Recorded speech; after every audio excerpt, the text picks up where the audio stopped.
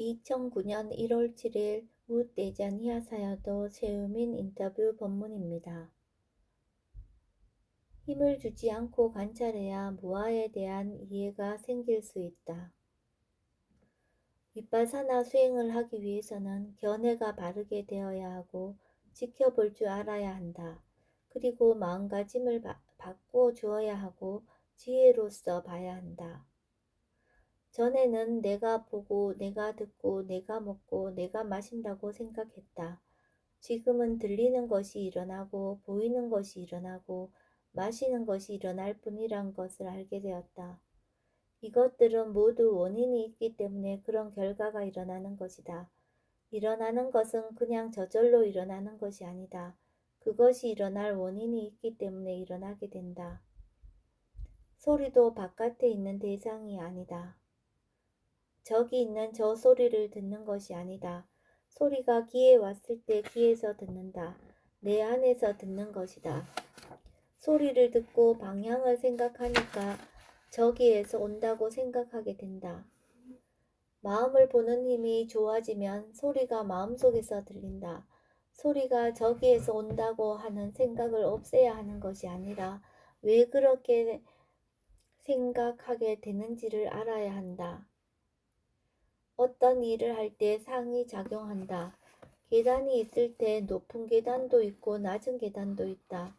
올라가면서 높이가 조금씩 다르더라도 상호작용으로 높이를 알고 다리를 얼마나 들어야 하는가를 결정한다.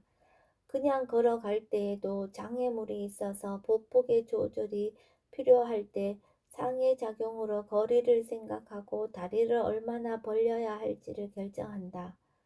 림들을 넘을 때도 마음이 얼마만큼 가서 뛰어넘으면 되겠다고 하는 계산을 다 해두고 간다. 어디에서든지 무엇을 하든지 이렇게 상이작용한다. 물건을 놓을 때 어디에 놓을 것인가, 어떻게 놓을 것인가를 생각한다. 머리를 깎을 때 어디를 어떻게 깎겠다고 생각하고 깎는다. 손이 움직일 때마다 벌써 어떻게 깎겠다는 것을 생각하고 나서 움직인다. 음식을 먹을 때도 내가 어느 정도의 힘으로 씹을 것인가를 미리 생각하고 씹는다. 이렇게 상해작용이 많은데도 우리는 잘 알지 못한다. 상해작용은 없애야 하는 것이 아니다. 빠냐띠는 없애야 하는 것이 아니다.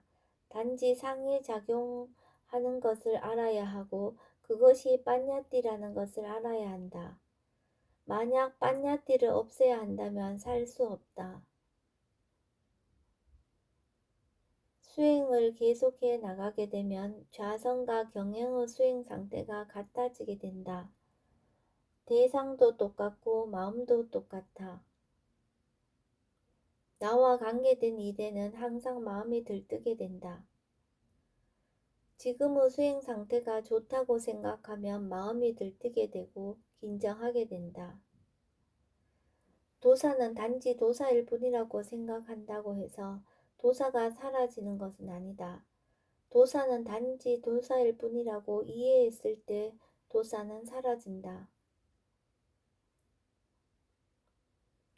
생각이 도사를 일으키는 것이 아니라 그 내용이 도사를 일으킨다. 내용을 대상으로 보게 되면 도사가 일어날 일이라고 생각하게 된다.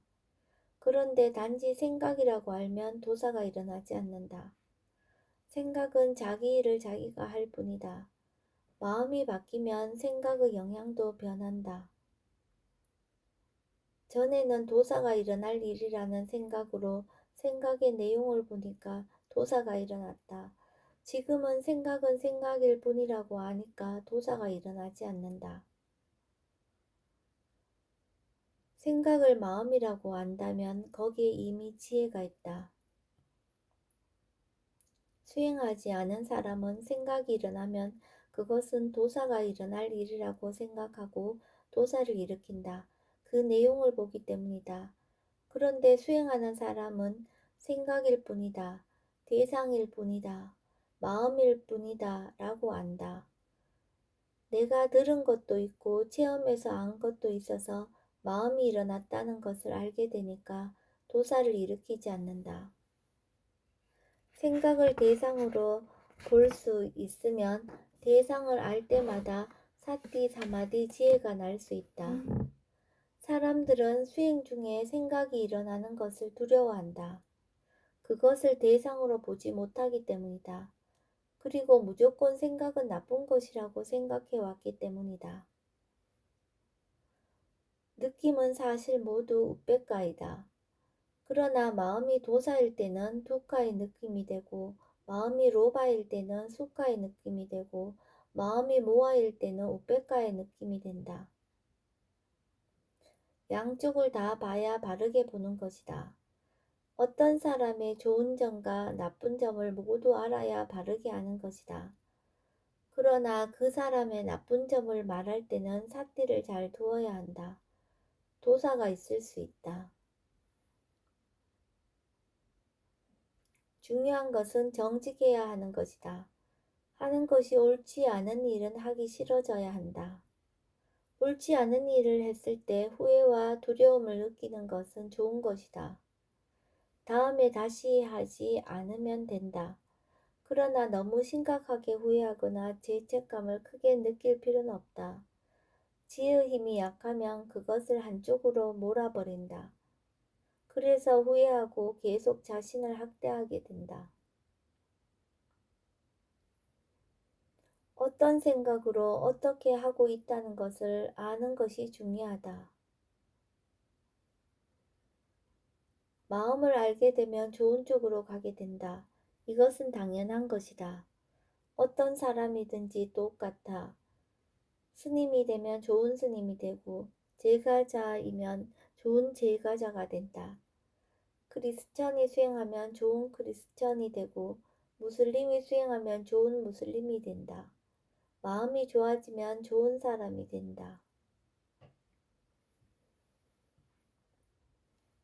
사야도가 어렸을 때 탁구에 이기면 돈을 주는 것이 있어서 그걸 자주 했다.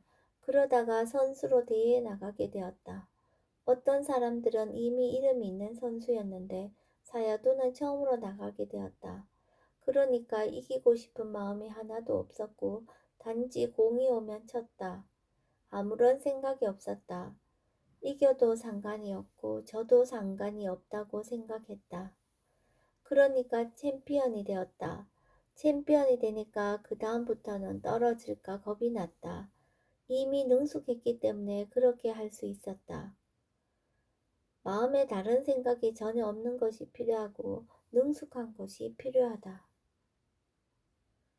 최우민의 수행자는 결과를 생각하지 않는다. 내가 알지 못할 때는 물음표만 해두고 내버려두라. 지혜의 힘이 강해지면 저절로 풀리게 된다. 지혜의 힘이 약하면 문제가 되는데 지혜의 힘이 강하면 아무것도 문제가 되지 않는다. 사티는 사람마다 다 있다. 우리는 사티의 힘이 좋아지도록 연습을 하고 있다. 모든 사람에게 지혜도 있고 사티도 있지만 단지 힘이 약할 뿐이다. 힘이 좋아지도록 계속적으로 해나가라. 축생과 사람이 어떻게 다른가? 축생은 처음부터 배울 필요가 없다. 그러나 한계가 있다. 사람은 처음부터 배워야 한다. 그러나 한계가 없다. 나쁜 것도 계속 가르치면 아주 나쁘게 된다. 사람에게는 좋은 성품이 있어서 쓰면 쓸수록 더 좋게 쓸 수 있다. 여기에 한계가 없다. 축생은 한계가 있어서 지혜가 나지 않는다. 사람은 한계가 없어서 쓰면 쓸수록 더 지혜가 난다. 사람으로 태어난 것을 다행이라고도 할 수 있고 행운이라고도 할 수 있다. 운이 나쁘다고도 말할 수 있다. 수행하지 않으면 운이 나쁜 것이다. 이 생을 받았다는 것이 운이 안 좋은 것이다. 인간으로 태어난 것이 좋은가? 좋다면 니바나를 얻을 수 없다.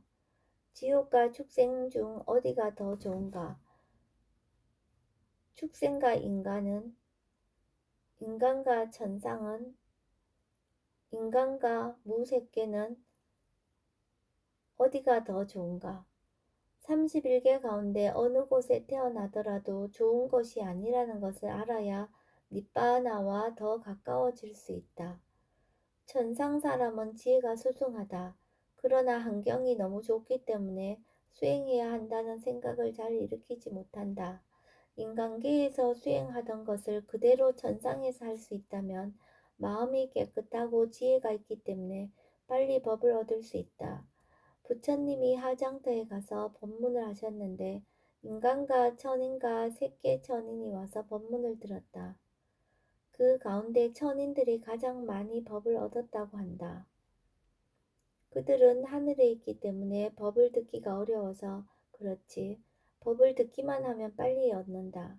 인간 세상에서 수행하던 사람이 그 가속도에 의해 천상에 나서도 수행을 계속해서 바로 법을 깨달은 경우도 있다. 무색계 천인들은 사마디는 있지만 수행을 잊어버리고 있다. 인간 세상에서 수행하는 사람 가운데 길레사의 힘이 약하고 정직한 사람이 빨리 법을 얻을 수 있다. 길레사의 힘이 강하고 정직하지 않은 사람은 빨리 법을 얻을 수 없다. 누구나 사띠는 있다. 사띠가 없이는 아무것도 할 수 없다. 그러나 수행은 사띠는 아니다. 수행은 사띠에는 수행에 대한 알미 있다. 세상에서의 사띠에는 세상에 대한 알미 있다.